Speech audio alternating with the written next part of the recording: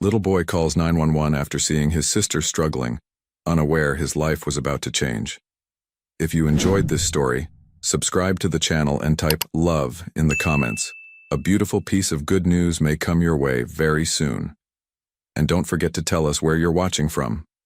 The fluorescent lights of the emergency dispatch center buzzed overhead as Sarah Martinez settled into her night shift, the coffee in her thermos still steaming, despite the late December chill that had settled over downtown Detroit. 23 years of taking 911 calls had taught her to expect anything. Domestic disputes that turned deadly, car accidents that claimed entire families, overdoses that left children orphaned. But nothing in her extensive experience could have prepared her for what was about to unfold on this bitter cold evening that would change multiple lives forever. 3 miles away, in a cramped third-floor apartment with peeling wallpaper that had once been cheerful yellow but now resembled aged parchment, 6-year-old Jake Thompson knelt beside a plastic bucket that had seen better days.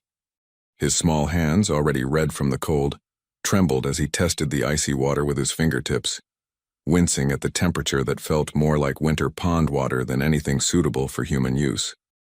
His 5-year-old sister Mia sat on the bathroom floor, her blonde curls matted against her pale forehead, lips tinged an alarming shade of blue that reminded Jake of the frozen popsicles they sometimes got as treats in summer. "Jake, I can't." "It's too cold," Mia whispered, her tiny voice barely audible above the wind that rattled the loose window frame with persistent fury. The glass panes were single pane, offering little protection against Detroit's harsh winter, and frost had begun forming along the edges despite being inside their home. Their mother, Christina Thompson, had left for her second job at Mel's all-night diner exactly 26 minutes ago, kissing them goodbye with lips that tasted like the cherry lip balm she wore to hide how chapped they'd become from worry and exhaustion.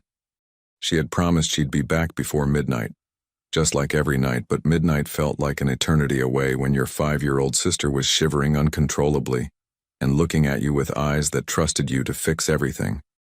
The gas had been shut off 3 days ago, despite Christina's frantic calls to the utility company begging for an extension, explaining that her paycheck from the grocery store had been delayed due to a computer error and her tips from the diner weren't enough to cover the full bill. The space heaters they'd been using as backup had finally given up the ghost yesterday, their electrical circuits overloaded from running constantly, leaving the apartment feeling more like a walk-in freezer than a home where 2 small children were supposed to feel safe and warm. Jake looked at his sister's shivering form and felt something break inside his chest, a sensation he was too young to identify as heartbreak, but old enough to recognize as the moment when he realized that being the man of the house, a title his mother had given him with pride and desperation, meant facing problems that were bigger than his 6-year-old hands could solve. At his age, he had already learned to make peanut butter sandwiches for lunch, to help Mia brush her teeth, to turn on the television when she had nightmares, and to answer the phone politely when grown-ups called asking for money his mother didn't have. But this was different. This was beyond anything he could fix with his small hands and brave heart, and the determination that had carried him through explaining to his kindergarten teacher why he sometimes fell asleep during story time, or why his lunch was sometimes just crackers and whatever packets of ketchup his mother could bring home from the diner. He had watched other kids at school talk about their daddies during show and tell, how they fixed broken bicycles with magical tools that lived in mysterious garages, how they made the monsters go away just by checking under beds and inside closets, how they always knew exactly what to do when things got scary or confusing or impossible. Jake didn't have a daddy, had never had a daddy, but he had seen enough movies and heard enough stories to know that daddies were the special grown-ups who appeared when regular grown-ups couldn't handle the big problems anymore. His eyes fell on the old rotary phone sitting on the kitchen counter, the same beige telephone with actual dials that his mother used to call the landlord when the pipes burst last winter, creating a flood that had ruined their only carpet and left water stains on the walls that looked like sad faces. With the pure logic that only a desperate child could possess, the kind of reasoning that doesn't get complicated by adult knowledge of how the world actually works, Jake picked up the heavy receiver and dialed the 3 numbers every American child learns before they learn to tie their shoes. 911, what's your emergency? Sarah's voice came through clear and professional, the tone she had perfected over 2 decades of crisis management. Jake's small voice trembled as he spoke the words that would change everything. Words that came from a place of such innocent hope that they would haunt Sarah Martinez for the rest of her career. 911, please. Tell Daddy that the water is too cold, we're just kids. Sarah's hand froze above her keyboard, her fingers suspended over keys she had typed on thousands of times before. In all her years of dispatch, handling everything from armed robberies to house fires to medical emergencies that made seasoned paramedics weep, she had never heard anything quite like this. The raw innocence in the child's voice, the desperate hope that somewhere out there in the vast universe was a father figure who could solve this impossible problem, cut through her professional composure like a knife through paper. "Sweetheart, what's your name?" Sarah asked gently, her training kicking in even as her heart began to race with a mixture of professional concern and deep personal emotion. "Jake Thompson. My sister Mia is really cold, and Mommy said Daddies fix things when they're broken. Our water heater is broken and Mia's lips are blue like when people are dying in movies. Can you tell our Daddy that we need him? Please?" Meanwhile, 27 blocks away in the penthouse office of Sterling Enterprises, a glass and steel monument to American capitalism that rose 43 stories above the Detroit River, Vincent Sterling stood at his floor-to-ceiling windows, staring out at the city skyline that twinkled like fallen stars against the black December night. At 42, he commanded a business empire worth $3 billion, owned properties in 12 countries spanning 4 continents, employed over 15,000 people, and could buy virtually anything money could touch, except the one thing he wanted most. The vast office, decorated with awards and photographs chronicling his rise from middle-class college student to corporate titan, felt as empty as his life had become since losing his wife Elena and their 7-year-old daughter Sophia in a car accident on a rainy Thursday evening 4 years, 2 months, and 16 days ago.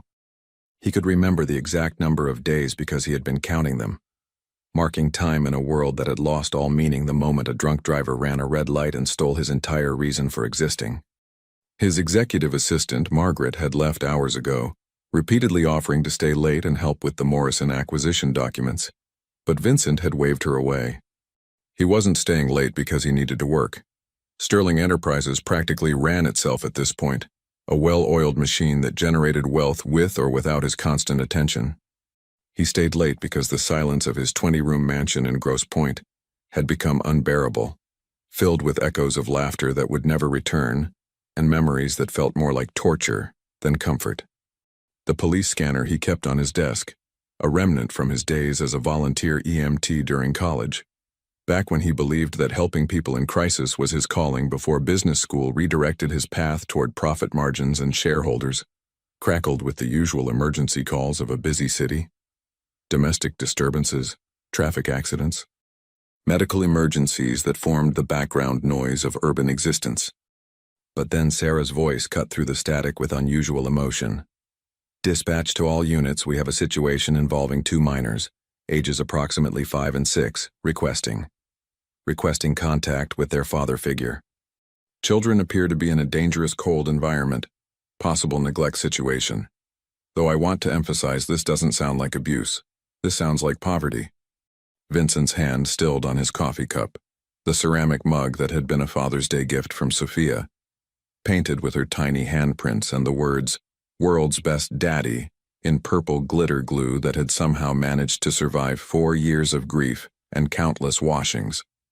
Sarah's voice continued, and Vincent could hear the emotion she was trying to suppress, the crack in her professional facade that spoke to something deeper than routine emergency response. "The 6-year-old caller asked us to tell Daddy that the water is too cold, and stated they are just kids. Unit 47, I'm dispatching you to 847 Riverside Avenue, apartment 3B. Handle with extreme care. This one's special." Vincent's blood ran cold, a chill that had nothing to do with the December weather outside his climate-controlled office. 847 Riverside Avenue. He knew that building intimately. He had purchased it 6 months ago as part of an ambitious development project, planning to renovate the entire Riverside district and transform it from a struggling neighborhood into prime real estate. He had personally walked through every apartment in that building, had seen the conditions that ranged from merely shabby to dangerously substandard, and had planned to relocate all the tenants to better housing before beginning construction. But the paperwork had been delayed by city bureaucracy, environmental impact studies, and zoning disputes that had stretched on for months. Families were still living there in conditions that were barely habitable, and Vincent had been so consumed with legal battles and construction permits that he had let the human element fade into background noise. Somewhere in his building, 2 children were suffering in the cold, and their desperate cry for help had somehow found its way to him through the chaos and static of a busy Friday night in Detroit. The weight of realization hit him like a physical blow, a combination of guilt and purpose that made his chest tighten with emotions he hadn't felt since Elena's funeral. Without thinking, without calculating risk or considering consequences the way he had trained himself to do in every business decision, Vincent grabbed his coat and headed for the elevator. For the first time in 4 years, he felt something other than emptiness pulling him forward, something that felt suspiciously like hope mixed with desperate need. 2 children needed help, and perhaps, just perhaps, helping them might begin to heal the gaping wound in his own soul.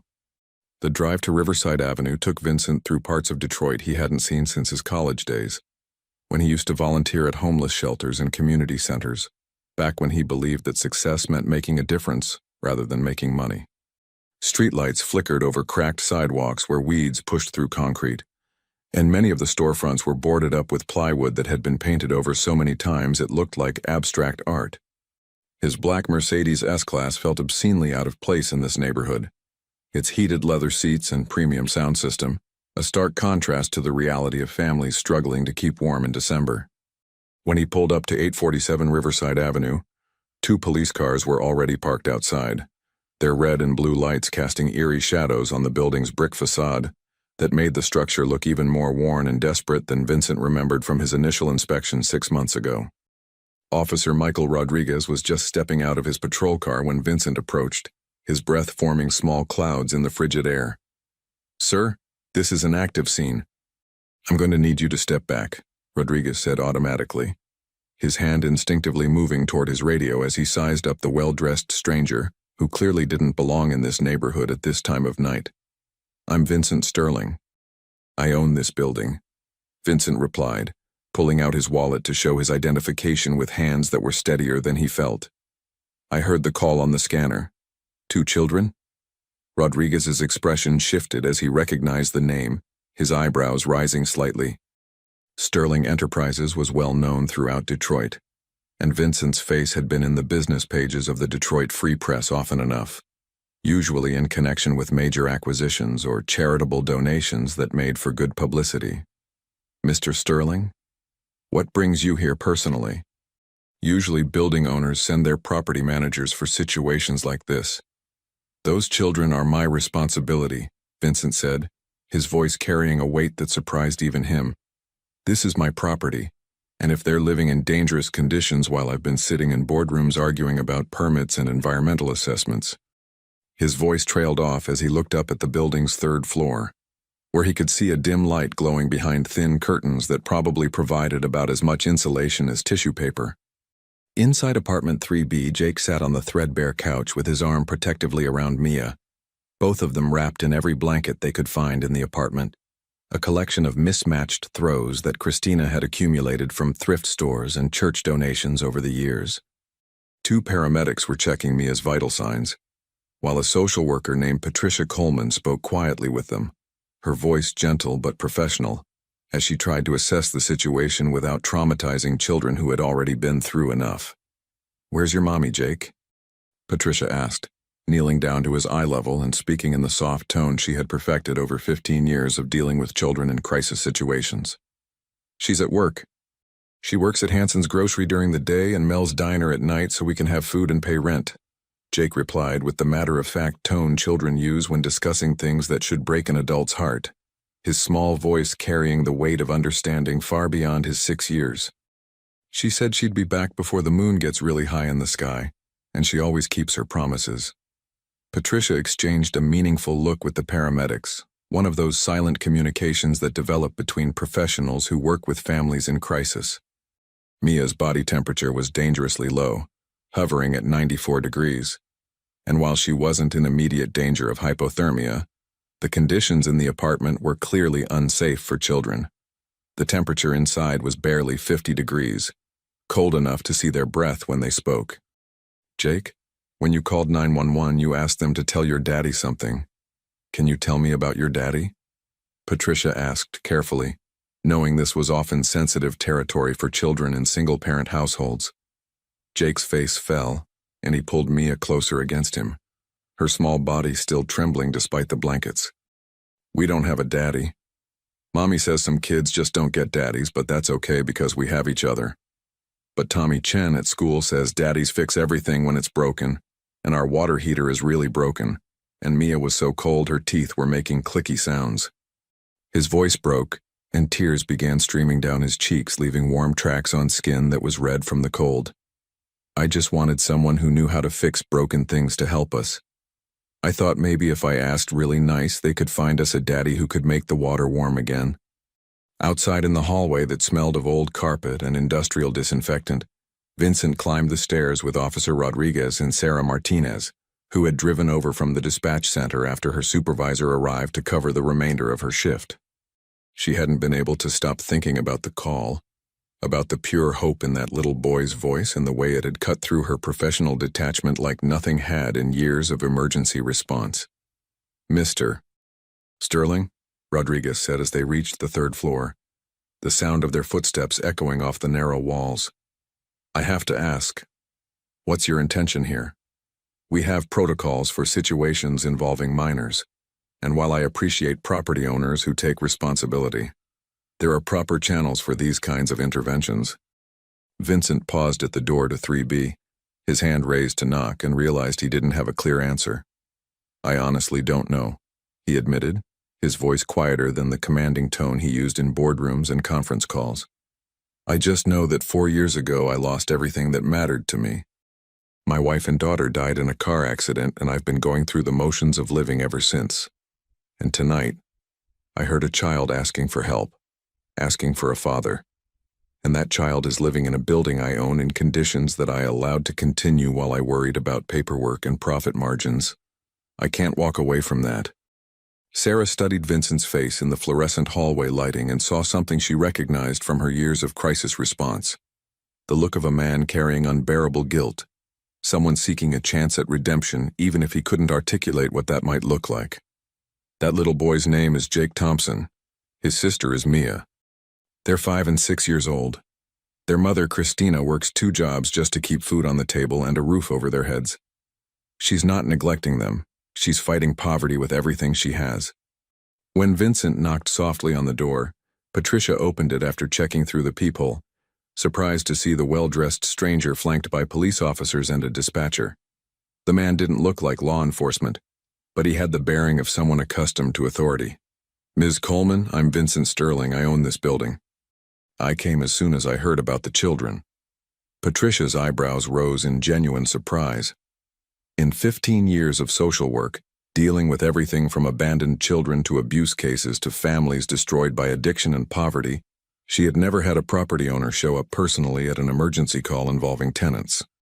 Usually, landlords were problems to be dealt with, not solutions walking through the door. "Mr. Sterling, the children are safe for now, but the living conditions here are challenging," she said diplomatically, though her assessment was far harsher. The apartment was clean but inadequately heated, and she could see her breath when she spoke. "The mother isn't home. She's working a night shift. Can I see them? Can I talk to Jake?" Vincent asked, and something in his voice, a combination of authority and vulnerability that Patricia couldn't quite place, made her step aside. 5 minutes, she said firmly. "They've been through enough stress tonight, and I need to protect their emotional well-being." Vincent entered the small apartment and was immediately struck by how clean everything was despite the obvious poverty.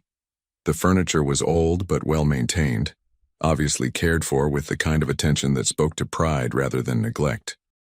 Children's drawings were taped to the walls in careful arrangements, crayon masterpieces depicting stick-figure families and rainbow houses that showed these children had been encouraged to dream despite their circumstances. Despite the bitter cold, there was an unmistakable sense that this was a home filled with love, a place where 2 small children felt safe and valued even when they couldn't feel warm. Jake looked up from the couch when Vincent walked in, his blue eyes wide with curiosity and hope. Even at 6 years old, he could tell this man was different from the police officers and paramedics who had been coming and going. His clothes were nicer, his posture different, and there was something about the way he moved that suggested he was used to fixing problems rather than just responding to them. "Are you the daddy?" Jake asked with the directness that only children possess, the kind of question that cuts straight to the heart of adult complications and gets to what really matters. Vincent felt his breath catch in his throat, a physical response to words that he had never expected to hear again.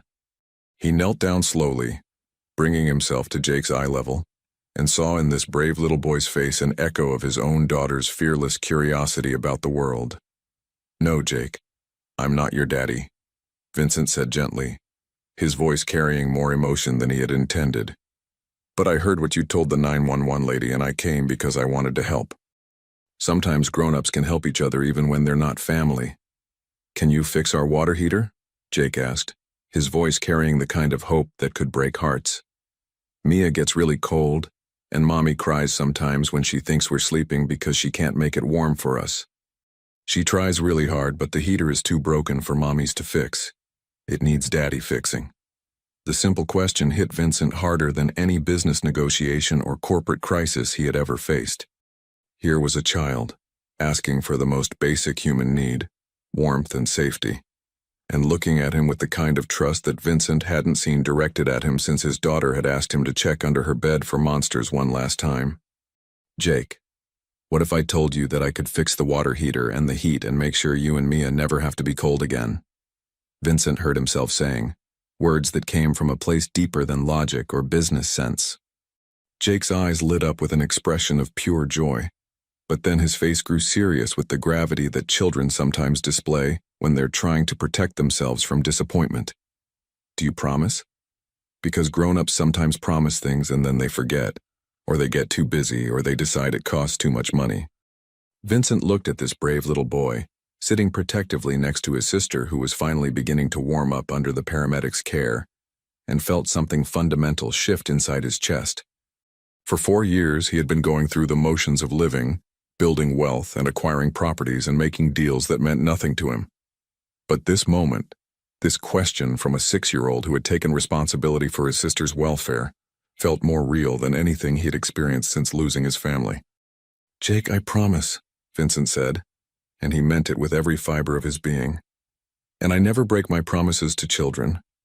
As if summoned by the sincerity in Vincent's voice, the apartment door opened and Christina Thompson rushed in, still wearing her black waitress uniform from Mel's Diner, with its cheerful red name tag that seemed absurdly bright against the stress written across her face. Her blonde hair was pulled back in a ponytail that had loosened during her frantic drive home, and her cheeks were flushed with panic and exhaustion from running up 3 flights of stairs after seeing the police cars parked outside her building. "Jake, Mia, oh God, what happened?" She looked around at the crowd of officials in her small living room, paramedics packing up their equipment, a social worker with a clipboard, police officers with serious expressions, and a well-dressed stranger who didn't fit any category she could identify. Her eyes finally landed on Vincent, taking in his expensive coat and the way he carried himself with quiet authority. "Who are you?" Before anyone could answer, Jake jumped up from the couch and ran to his mother with the kind of enthusiasm that only children can maintain even in crisis situations. "Mommy, I called 911 like you taught me, and they sent us a daddy helper to fix our water heater." Christina's confused gaze moved from her son to Vincent, and she felt the ground beneath her feet shift in a way that had nothing to do with the building's aging foundation. "I'm sorry. What did you say?" Patricia Coleman stepped forward with the practiced calm that came from years of explaining complex situations to overwhelmed parents. "Mrs. Thompson, I'm Patricia Coleman with Child Protective Services. Your children are safe, but we need to discuss the living conditions here. The heating situation has created an unsafe environment." Christina's face went pale, the color draining from her cheeks as her worst fears materialized in front of her. "CPS? No. Please, you don't understand. I work 2 jobs. I'm doing everything I can possibly do. They're not neglected. I love them more than life itself. They're fed, they're clean, they know they're loved. I just can't afford to fix everything that breaks." Vincent watched this young mother's world start to collapse in real time and felt an overwhelming urge to intervene, to use whatever power and resources he possessed to stop this family from being torn apart by circumstances beyond their control. Christina couldn't be more than 28 years old, with the same blonde hair as her children and eyes that held the bone-deep exhaustion of someone fighting a losing battle against poverty while trying to maintain hope for her children's sake. "Mrs. Thompson," Vincent said, stepping forward and extending his hand in a gesture that was both professional and personal. "I'm Vincent Sterling. I own this building." Christina's expression shifted from confusion to fear, her protective instincts kicking in as she automatically stepped closer to her children. "Oh God, are you here to evict us?" "The rent's not due until Friday, and I swear I'll have it. I just need 2 more days for my paycheck to clear. Please don't throw us out in December." "No," Vincent said firmly, his voice carrying the kind of certainty that came from having made a decision that felt more right than anything he had done in years. "I'm not here about rent.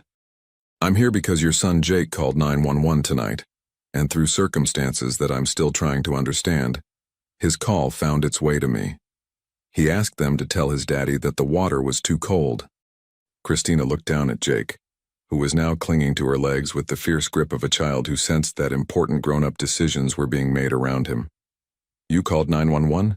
Baby, why didn't you wait for Mommy?"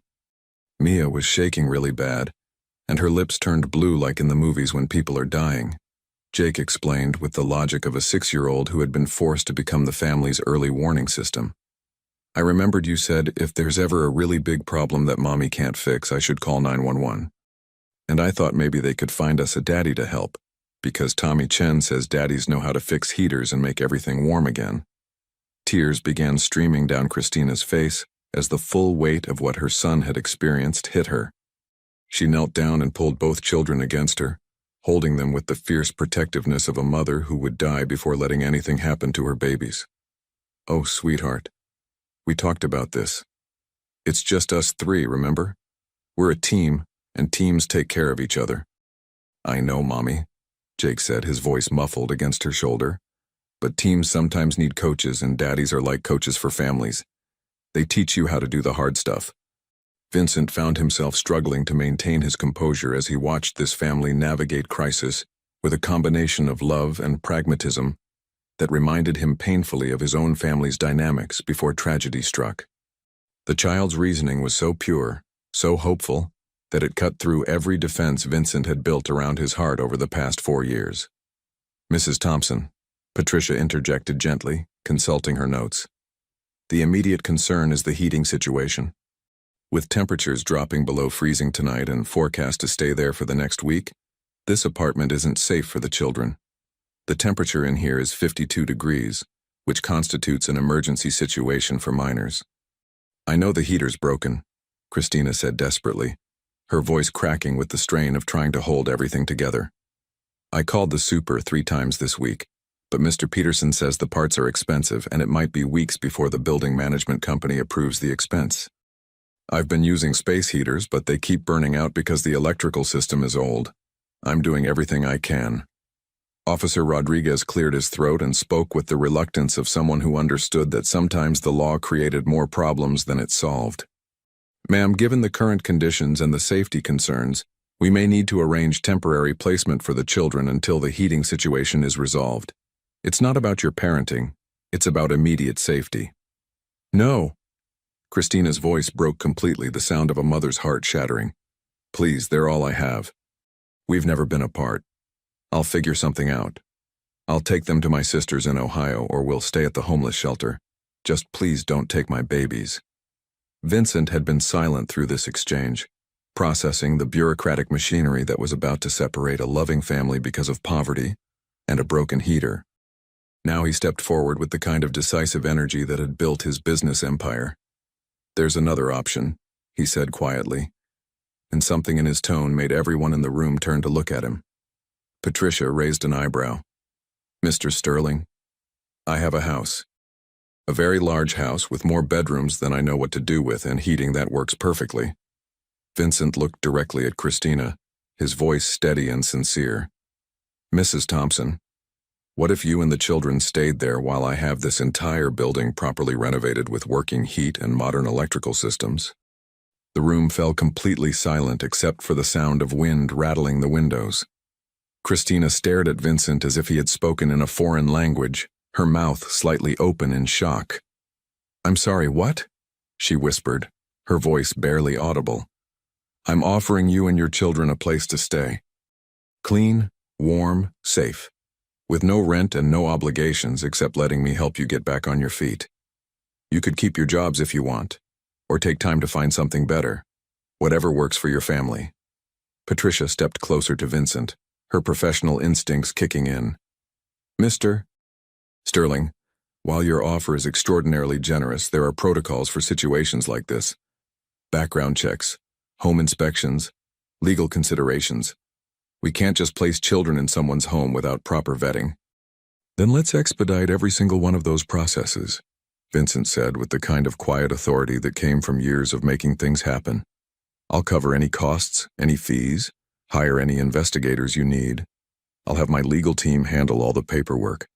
These children shouldn't spend another night in the cold because of bureaucracy." Christina was shaking her head slowly, trying to process what was happening. "I don't understand. You don't even know us. We're complete strangers. Why would you do this?" Vincent knelt down so he was at Jake's eye level again, his expensive suit crumpling against the worn carpet. "Jake, can I tell you something about daddies?" Jake nodded solemnly, his blue eyes wide with attention. "Sometimes when a daddy loses his family, he gets very sad and doesn't know how to be happy anymore. His house becomes quiet and empty, and he forgets how to smile or laugh or remember what it feels like to have people to take care of." Vincent's voice was gentle but carried the weight of profound loss. "And sometimes when that daddy meets children who need help, helping them helps fix the broken parts inside the daddy too." Jake studied Vincent's face with the intensity that only children possess when they're trying to understand something important about the adult world. "Are you a broken daddy?" "Yes, Jake, I am. And if we let you help us, will it help fix you?" Vincent felt tears threatening for the first time in years, a combination of grief and hope that he hadn't experienced since Elena's funeral.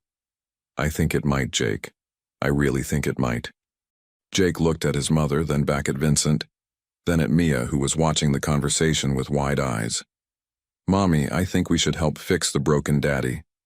And maybe he can help fix our broken heater too." Christina was crying openly now, overwhelmed by the kindness of this stranger and the wisdom of her 6-year-old son, who seemed to understand something about human connection that adults often missed. "Mr. Sterling, I can't accept charity. I've never taken handouts. I work for everything my children have." "It's not charity," Vincent said, standing and facing her directly with the kind of honesty that cut through pretense and social convention. "It's mutual aid. You need shelter and stability, and I need." He paused, searching for words to describe a longing he had buried under years of grief. "I need to remember what it feels like to have a family in my house again. I need to remember what it sounds like when children laugh in rooms that have been silent for too long." Sarah Martinez, who had been quietly observing from the corner, stepped forward with the wisdom that came from 23 years of seeing humanity at its best and worst. "Mrs. Thompson, I've been a 911 dispatcher for over 2 decades. I've taken thousands of calls from people in crisis, and I've never seen anything like what happened tonight. Your son's call, Mr. Sterling, showing up here. Sometimes the universe puts people exactly where they need to be at exactly the right moment." Mia, who had been quiet throughout the entire exchange, suddenly spoke up in her small voice that seemed to carry more wisdom than her 5 years should have allowed. "Mommy, can the nice man make the water warm so we don't have to be cold anymore?" Christina looked down at her daughter, then at Jake, who was nodding encouragingly, then at the social worker who was making notes that could determine her family's future. Finally, she looked at Vincent Sterling, this stranger who had appeared in their lives like something out of a fairy tale, offering solutions that seemed too good to be true. If we did this, it would just be temporary, right? Until I can get us back on our feet and find a better place?" "As temporary or as permanent as you need it to be," Vincent replied without hesitation. "No pressure, no expectations, no strings attached. Just a warm place to sleep and time to figure out what comes next without worrying about frozen pipes or broken heaters." Patricia was taking notes rapidly, her mind already working through the logistics. I'll need to conduct an emergency home inspection of your property, run comprehensive background checks, and file temporary custody arrangements. It's highly irregular, but given the circumstances and the immediate safety concerns for the children. Whatever you need, Vincent said.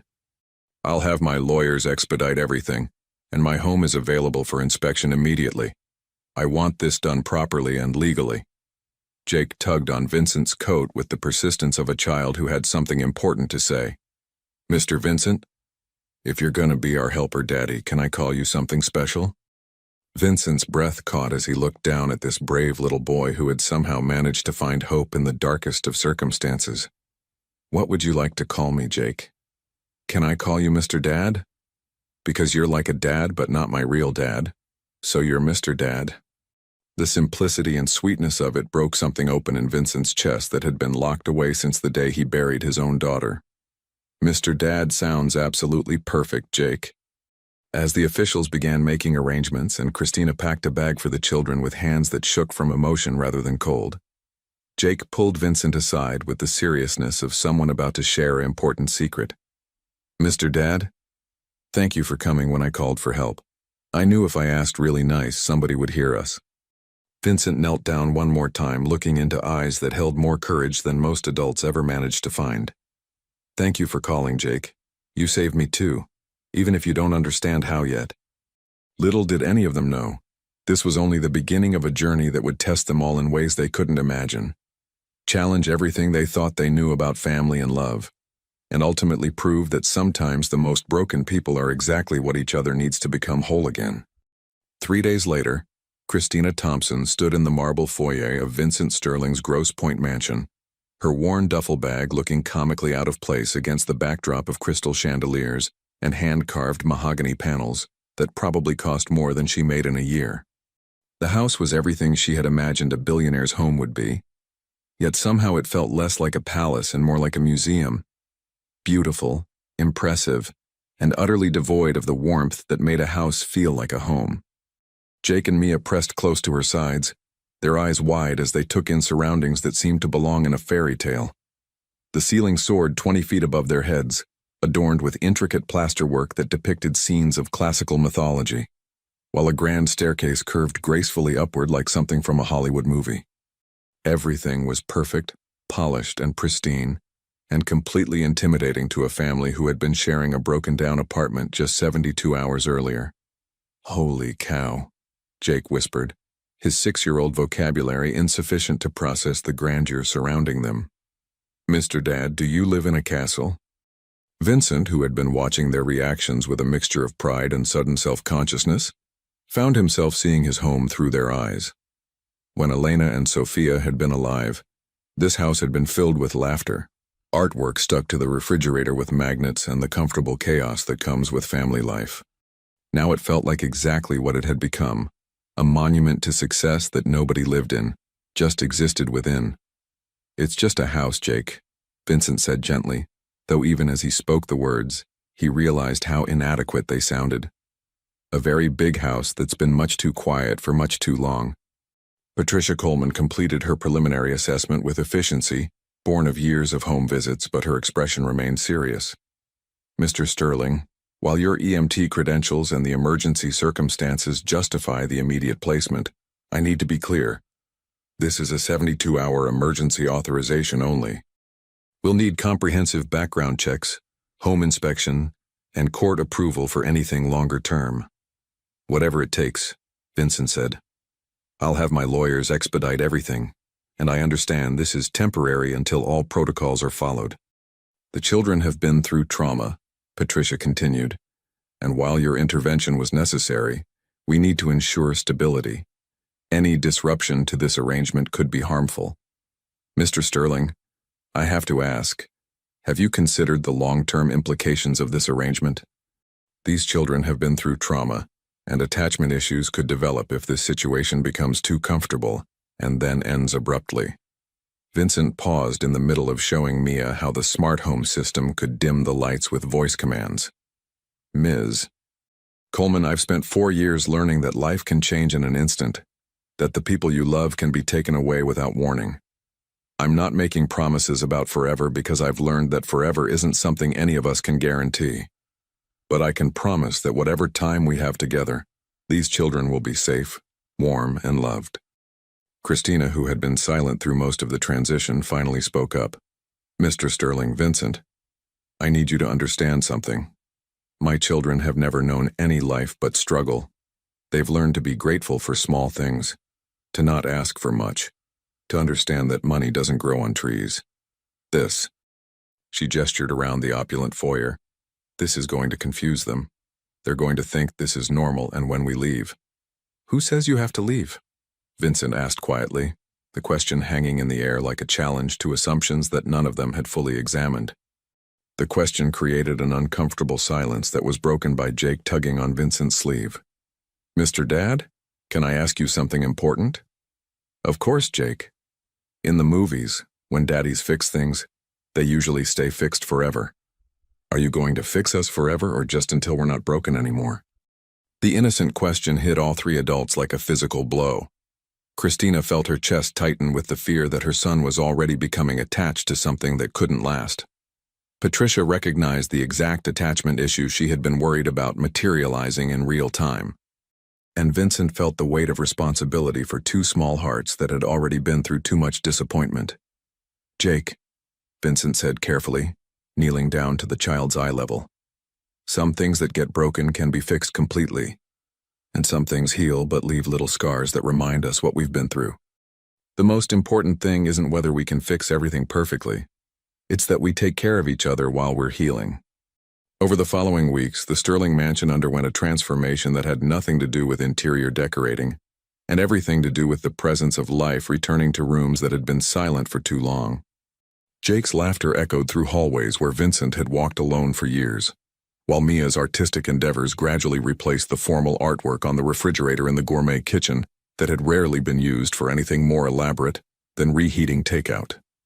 Christina maintained her jobs initially, partly out of pride and partly out of a practical understanding that this situation, no matter how wonderful it seemed, was temporary.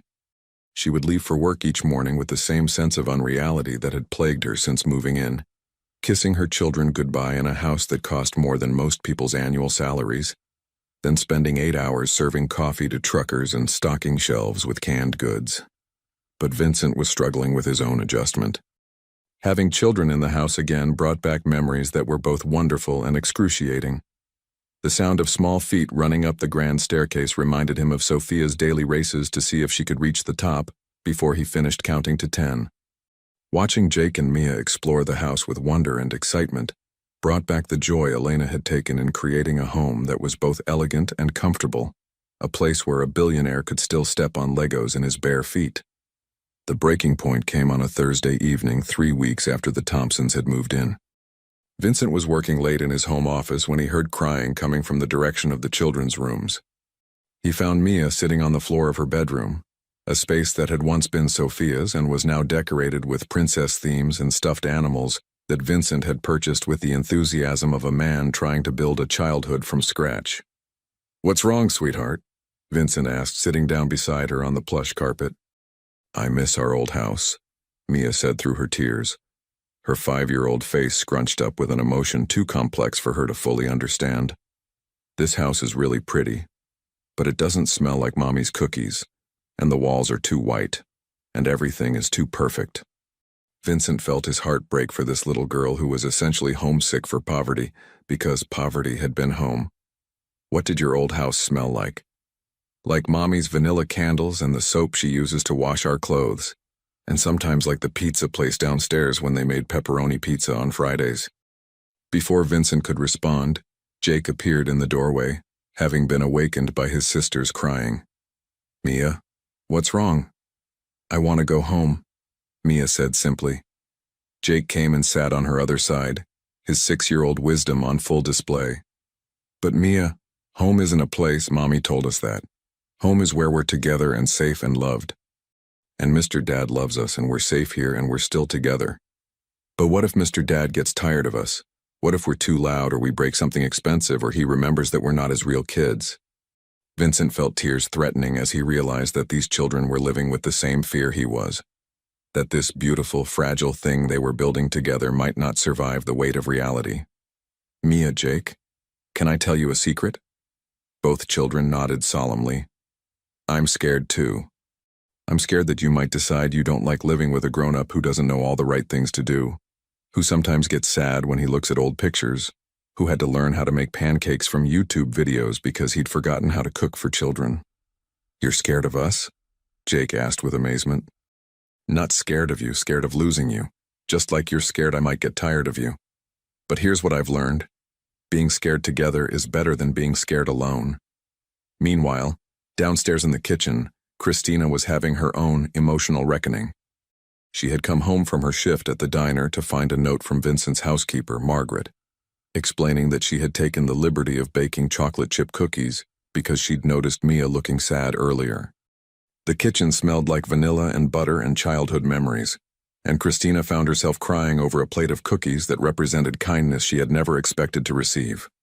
When Vincent came downstairs an hour later, having successfully negotiated bedtime stories and tucked both children into beds that cost more than Christina's monthly salary, he found her sitting at the kitchen island with tears streaming down her face. Christina, what's wrong? Everything, she said, laughing and crying simultaneously. Everything is wrong and everything is perfect, and I don't know how to handle either one. Vincent poured himself a cup of coffee and sat across from her, waiting for her to continue. My daughter misses our old apartment. Our old apartment where we were cold and worried about money and ate cereal for dinner sometimes because that's all we could afford.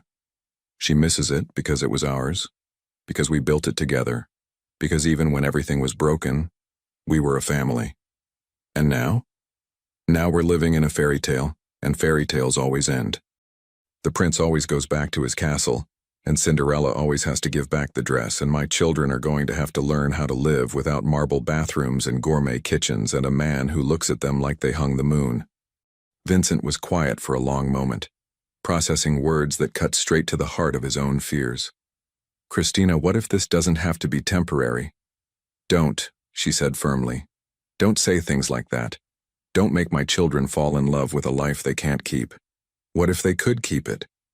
What if you could keep it? Christina stared at him across the kitchen island, her eyes wide with a mixture of hope and terror. Vincent, you can't just decide to keep us like we're stray cats you've gotten attached to. We're people with our own lives and dreams, and we're not your replacement family. The words hung in the air between them, brutal in their honesty. Vincent felt the accusation hit home because part of him wondered if that's exactly what he was doing, trying to fill the Sophia and Elena-shaped hole in his life with ready-made substitutes.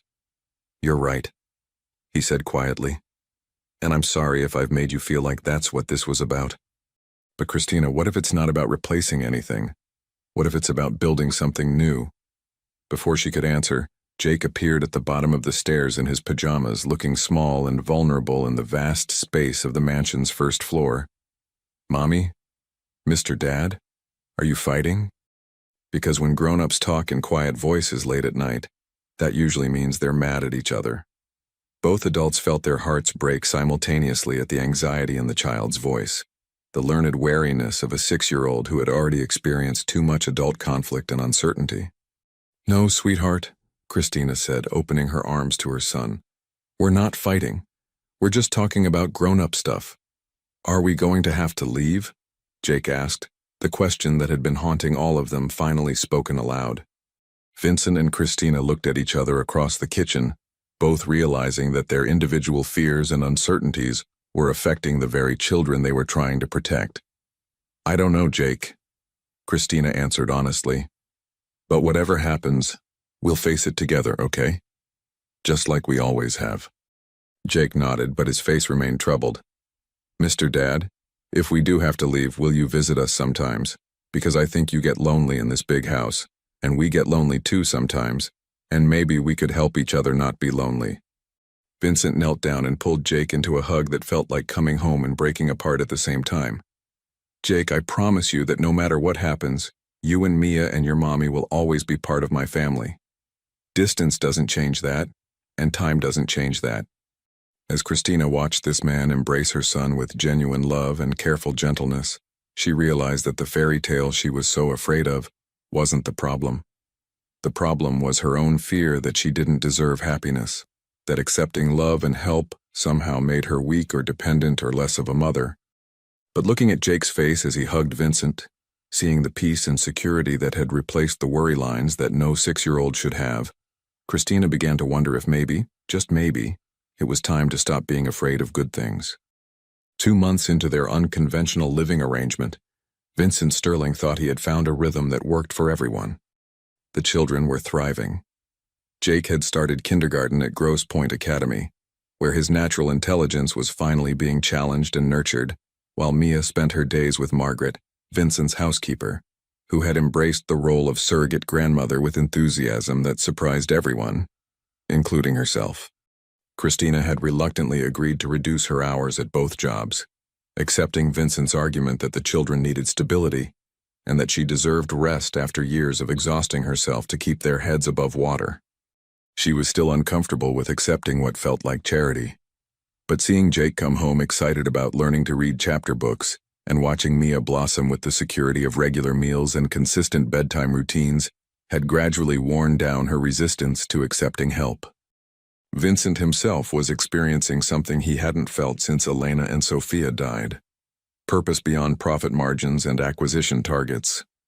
He found himself leaving work earlier to help Jake with homework, scheduling business calls around Mia's afternoon tea parties with her stuffed animals, and discovering that domestic life could be just as fulfilling as corporate success when it was built on genuine care rather than obligation.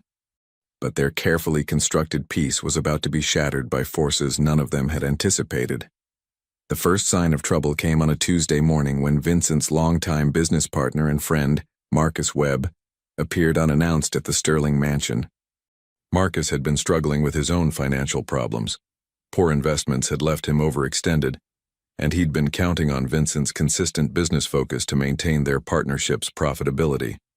Vincent's recent distraction from work was threatening deals that Marcus desperately needed to succeed. "Vincent, we need to talk," Marcus said without preamble when Margaret showed him into the home office where Vincent was reviewing contracts, while Jake practiced reading aloud at a small desk they'd set up in the corner. "Can it wait until tonight? Jake's working on a book report about dinosaurs, and I promised to help him with the hard words." Marcus looked at Jake, who was carefully sounding out Tyrannosaurus, and his expression hardened. "No, Vincent, it can't wait, and we need to talk privately." Something in Marcus's tone made Vincent look up from the purchase agreement he'd been reviewing. In 20 years of business partnership, he had rarely seen Marcus this agitated. "Jake, buddy, why don't you go find Mia and see if Margaret needs help with lunch?" After Jake left, carefully carrying his book and wearing the serious expression of a child who knows adults are about to discuss something important, Marcus closed the office door and turned to face Vincent with barely contained anger. "What the hell are you doing, Vincent?" "I'm reviewing the Morrison acquisition papers. You asked me to expedite them. Don't play dumb with me. I'm talking about the family you've moved into your house. Do you have any idea what people are saying? What the board is saying?" Vincent set down his pen and gave Marcus his full attention, feeling the familiar cold dread that preceded bad news. "What are people saying, Marcus?" "They're saying you've lost your mind. They're saying grief has finally broken you completely, and you're playing house with strangers because you can't accept that Elena and Sophia are gone. They're questioning your judgment, your mental stability, your ability to run a $3 billion company. And what do you think, Marcus?" Marcus ran his hands through his hair in frustration. "I think you're my best friend, and I think you're making the biggest mistake of your life. Vincent, these people aren't your family. You've known them for 2 months. You're projecting your grief onto a situation that has nothing to do with you, and it's going to destroy everything we've built." Vincent stood up slowly, his voice deadly quiet. "Careful, Marcus." "No, I won't be careful. Someone has to say this. You think helping these people makes you feel better about Elena and Sophia? You think playing daddy to some poor kid is going to bring your daughter back? It's not, Vincent. It's going to end badly. And when it does, you're going to be more broken than you were before. Get out. Vincent, get out of my house now." Marcus stared at his oldest friend, seeing something in Vincent's eyes that he'd never seen before. A protective fury that suggested he had crossed a line that couldn't be uncrossed. "Fine. But when this falls apart, When reality sets in, and you realize you can't fix your grief by adopting someone else's problems, don't say I didn't warn you.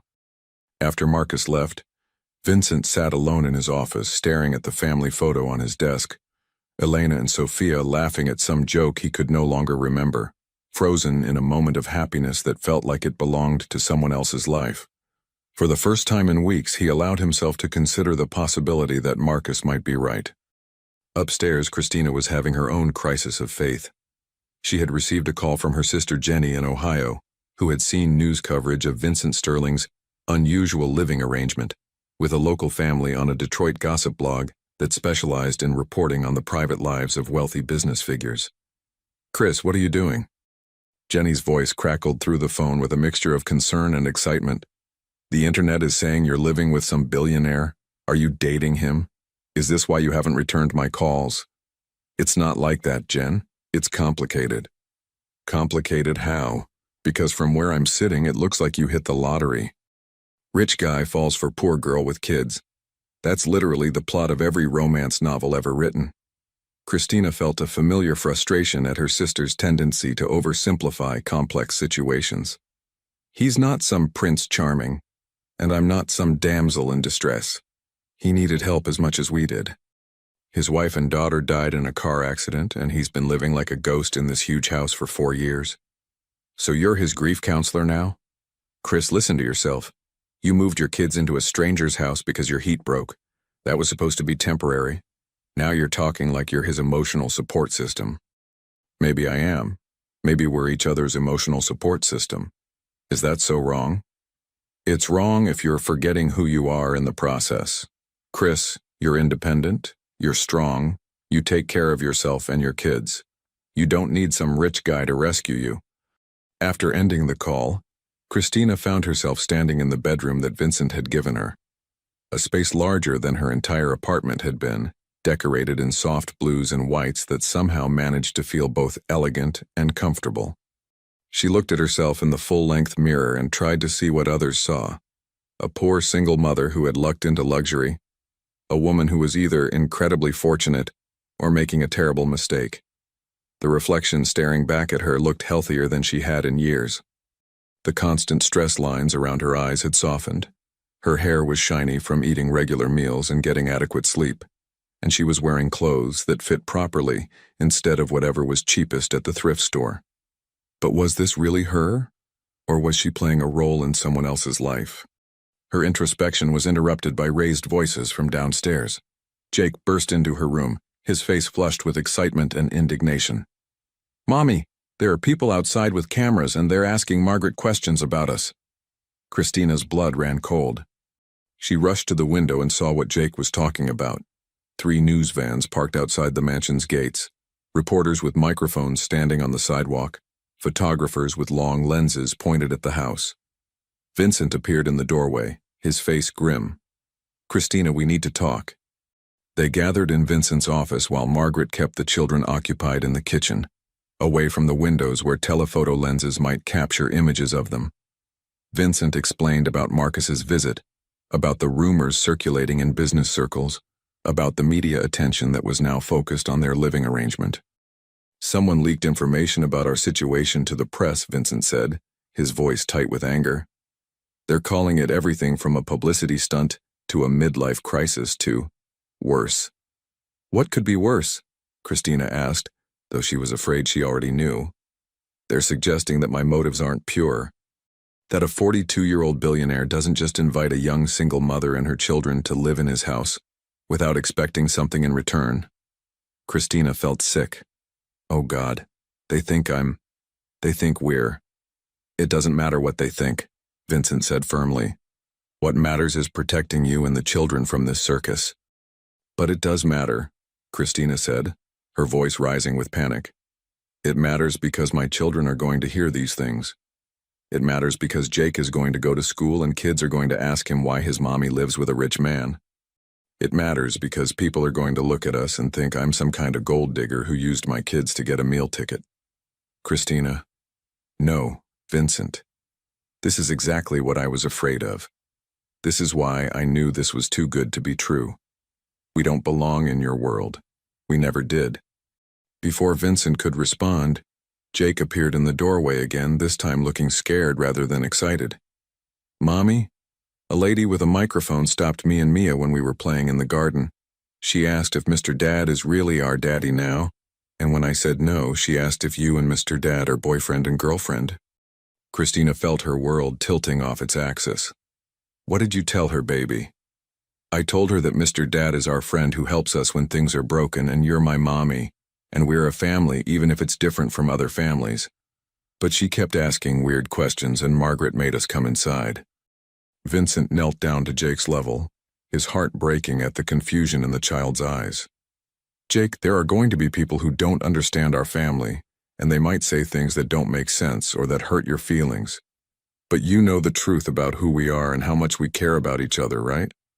Are we in trouble? Are we going to have to leave because people are asking questions?" Vincent looked at Christina over Jake's head, seeing his own fear reflected in her eyes.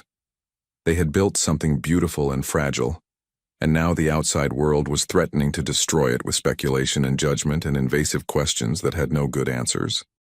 "I don't know, Jake," Vincent said honestly. "But whatever happens, it won't be because you or Mia did anything wrong."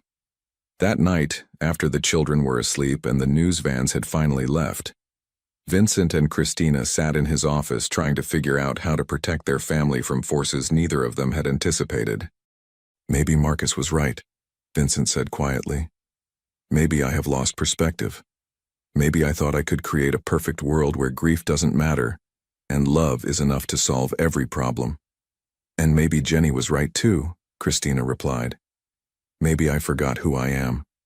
Maybe I let myself believe in a fairy tale because it was easier than facing reality." They sat in silence for a long moment, both realizing that their carefully constructed bubble of happiness was about to burst, and that the children they both loved were going to pay the price for their naive belief that love could conquer practical realities like social expectations and media scrutiny. But sometimes when everything seems lost, that's when you discover what you're really willing to fight for. The breaking point came 3 days later when Jake refused to go to school. Vincent found him hiding in the library, curled up behind the large leather armchair where Vincent used to read to Sophia, tears streaming down his face as he clutched the dinosaur book that had become his security blanket. "Jake, what's wrong, buddy?" "I don't want to go to school anymore," Jake said, his voice muffled against his knees.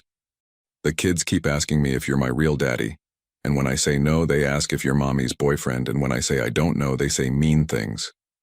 Vincent felt his heart shatter as he realized that their adult problems had spilled over into this innocent child's world. "What kind of mean things?" "Tommy Chen said his dad saw us on TV and said mommy is only nice to you because you have money. And Sarah Williams said her mom said you must be crazy to let strangers live in your house. And Mrs. Peterson, the teacher, keeps looking at me funny and asking if I'm happy at home." Vincent pulled Jake onto his lap, this brave little boy who had been forced to deal with adult complexities that no 6-year-old should have to navigate.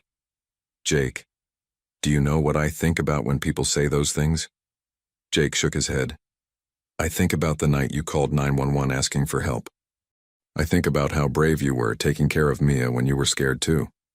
I think about how you taught me that families don't have to look the same to be real. And I think about how proud I am to be your Mr. Dad, no matter what anyone else says. But what if they're right? What if you only helped us because you felt sorry for us?" Vincent was quiet for a moment, considering how to explain complex emotions to a child who was already carrying too much weight on his small shoulders. "Jake, can I tell you a story about my daughter Sophia?" Jake nodded, settling more comfortably against Vincent's chest. "Sophia used to ask me why I worked so much, why I spent so many hours at the office when I could be home playing with her. And I used to tell her that Daddy had to work hard to take care of our family. But the truth was, I worked because I was good at it, because it made me feel important and successful. Then after Sophia and Mommy died, I kept working even harder because I didn't know how to be anything else." "Were you sad all the time?" "Yes, I was sad all the time. Until the night you called 911 and reminded me what it felt like to be needed for something that actually mattered. You didn't make me feel sorry for you, Jake. You made me feel useful again. You made me remember why being a daddy was the best job I ever had. Meanwhile, downstairs in the kitchen, Christina was having a similar conversation with Mia, who had come home from Margaret's grocery shopping trip full of questions about why people kept staring at them and whispering, "Mommy, are we famous now?" Mia asked, swinging her legs from the kitchen stool where she was eating apple slices. "Not famous exactly, sweetheart. Just, people are interested in our family because it's different from most families." Different how? Christina struggled to find age-appropriate words for a situation that was challenging even for adults to understand. "Well, most kids live with their mommies and daddies who are married to each other. We live with Mr. Dad who isn't married to mommy, but who cares about us anyway. Is that bad?" "No, baby, it's not bad. It's just unusual, and sometimes people don't understand unusual things. But Tommy Chen's parents are divorced and he lives with his mommy and his stepdad, and nobody talks about them on TV." Christina realized that her 5-year-old had identified the heart of the issue with startling clarity. It wasn't their unconventional family structure that was drawing attention. It was Vincent's wealth and prominence that made their story newsworthy. That afternoon, Vincent called an emergency meeting with his legal team, his public relations firm, and Patricia Coleman from Child Protective Services. The conference room at Sterling Enterprises felt like a war room as they discussed strategies for protecting the children, while managing the media circus that showed no signs of dying down. "The simplest solution is for the family to move out," suggested Rebecca Chen, Vincent's head of public relations. "If Mrs. Thompson and the children return to their own housing, the story loses its hook and the media attention will fade." "Absolutely not," Vincent said firmly. "I'm not going to let media speculation drive us apart." Patricia Coleman leaned forward, her expression serious. "Mr. Sterling, I have to be honest with you. The state has received several calls questioning the appropriateness of this living arrangement. While my investigation found no evidence of impropriety, the continued media attention is creating scrutiny that could be harmful to the children." "What kind of scrutiny?" "The kind that could result in a formal review of the temporary custody arrangement. The kind that might require the children to be placed in alternative care while a full investigation is conducted." The room fell silent as the implications sank in. Vincent felt the familiar cold dread that preceded loss, the same sensation he'd experienced when the doctor had told him that Elena and Sophia hadn't survived the accident. "There has to be another way," he said quietly. "There is," said David Morrison, Vincent's longtime attorney. "But you're not going to like it." "Tell me." "Marriage." The word hung in the air like an explosion. Vincent stared at David as if he'd spoken in a foreign language. "If you and Mrs. Thompson were to marry, this would become a straightforward case of a man providing for his new family. The media narrative changes completely, and the state has no grounds for questioning the arrangement." "David, that's insane. We're not. Christina and I aren't." "I know what you're not," David said calmly.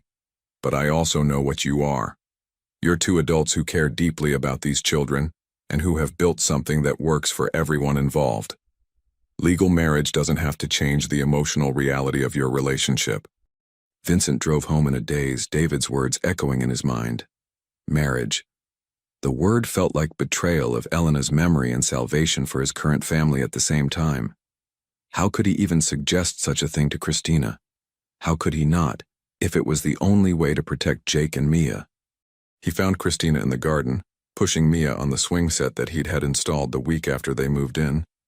She looked up when she heard his footsteps, and he could see in her eyes that she knew something had changed. "We need to talk," he said quietly. That evening, after the children were asleep, Vincent and Christina sat in the library where this had all begun, where Jake had hidden that morning, afraid to face a world that didn't understand their family. "Marriage," Christina repeated after Vincent had explained David's suggestion. "You want us to get married to solve a public relations problem." "I want us to get married to protect our children," Vincent corrected. "Christina, if we don't do something, they're going to take Jake and Mia away while they conduct a full investigation. They're going to put them in foster care or group homes while bureaucrats decide whether we're fit to be a family." "But marriage, Vincent, that's not something you do just to solve a problem.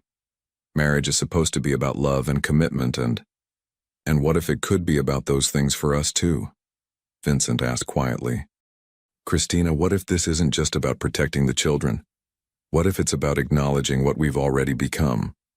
Christina stared at him, her heart racing. What have we become? A family. Not a traditional family, not a family that anyone else understands, but a family nonetheless. You've brought life back into this house, back into my life. Your children have given me a reason to come home, a reason to remember what it feels like to be needed for something that matters. And what have you given us? Security, stability, the chance for Jake and Mia to grow up without worrying about whether there will be heat or food or a safe place to sleep. But more than that. Vincent paused, searching for words to describe feelings he was still discovering. You've given me permission to love again. To believe that losing Elena and Sophia doesn't mean I have to spend the rest of my life alone. Christina was crying now, overwhelmed by the intensity of emotions she'd been trying to keep under control for months. Vincent, I can't marry you just because it's practical, and I can't marry you if you're still in love with your wife. I will always love Elena, Vincent said honestly, just like you'll always love Jake and Mia's father wherever he is. But Christina, love isn't a finite resource. Loving Elena doesn't mean I can't love you, and loving you doesn't mean I'm betraying her memory. Do you love me? Christina asked, her voice barely above a whisper. Vincent looked at this woman who had transformed his life in ways he was still trying to understand.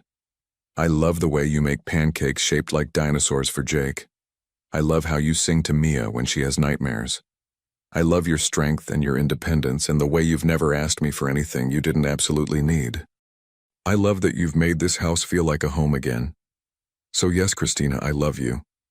Not the way I loved Elena because you're not Elena. I love you the way you deserve to be loved, completely, honestly, and with the full knowledge of who you are and what you mean to me. Christina felt her carefully constructed walls crumbling. This is crazy. People don't get married to solve legal problems. People get married for all kinds of reasons, Vincent said gently. Love, companionship, financial security, family obligations. We'd be getting married for all of those reasons and more. What if it doesn't work? What if we get married and realize we've made a terrible mistake? Then we'll figure it out together just like we figured out everything else. Christina, I'm not asking you to marry me because I think it will solve all our problems. I'm asking you to marry me because I can't imagine my life without you and the children in it. The next morning, Jake found them both in the kitchen, drinking coffee and looking like they hadn't slept much.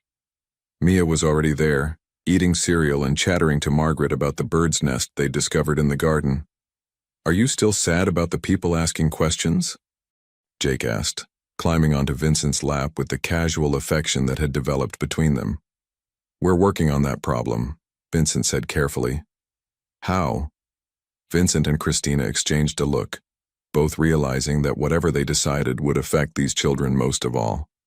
Jake, Christina said slowly, how would you feel if Mr. Dad became your real dad? If we all became a real family with the same last name and everything? Jake's eyes grew wide. You mean like getting married? Like in movies where the prince and princess have a wedding? Something like that. Jake looked from his mother to Vincent, his 6-year-old mind processing the implications. Would that mean Mr. Dad would be my dad forever? Even if people say mean things about us? Forever, Vincent confirmed. And would it mean we get to stay in this house with the big library and the swings in the backyard? If you want to. Jake was quiet for a moment, then turned to Mia. Mia, do you want Mr. Dad to be our real dad? Mia looked up from her cereal, her 5-year-old face serious. Will he still make chocolate chip pancakes on Saturdays? I'll make chocolate chip pancakes every day if you want, Vincent said, laughing despite the emotional weight of the moment. Then yes, Mia said decisively. I want Mr. Dad to be our real dad. Jake nodded solemnly. Me too. And then when people ask if you're our real daddy, we can say yes, and when they ask if mommy is your wife, we can say yes, and when they ask if we're a real family, we can say yes to that too. 3 weeks later, Vincent Sterling and Christina Thompson were married in a small ceremony in the garden of the mansion that had become their home.